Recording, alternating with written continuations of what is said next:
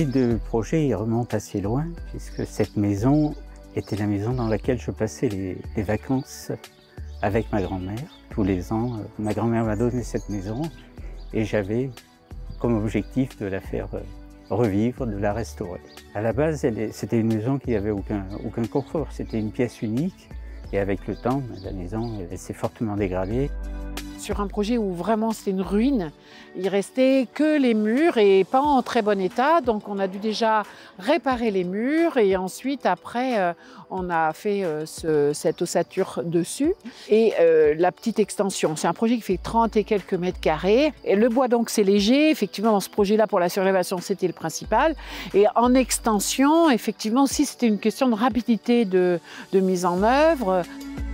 Alors nous avons utilisé comme type d'essence des essences locales de bois, puisque nous avons cette particularité d'utiliser 90% d'essences locales, essentiellement ici de l'épicéa, puisque ce sont des bois qui sont faits et utilisés pour être à l'intérieur, mais notamment aussi des mélèzes et des pins traités en autoclave pour les parties extérieures. Tous les bois qui sont à l'extérieur seront des bois de classe de durabilité 3 ou 4 et en intérieur de classe de durabilité 2. L'intérêt, c'est de ne pas avoir que du bois. Mais là sur ce projet, on marie la pierre, le bois, le métal, on a tous les matériaux, c'est ça qui est beau. Alors le défi effectivement du projet, c'était d'avoir quelque chose d'habitable dans une si petite surface. Ça nous a conduit à jouer donc de meubles escaliers par exemple, pour ne pas perdre de la place.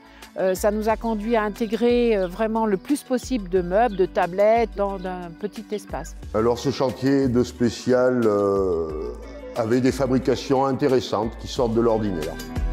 J'ai été séduit par toutes les entreprises qui sont intervenues sur le site, très agréables et surtout très compétents et qui maîtrisaient bien leur domaine.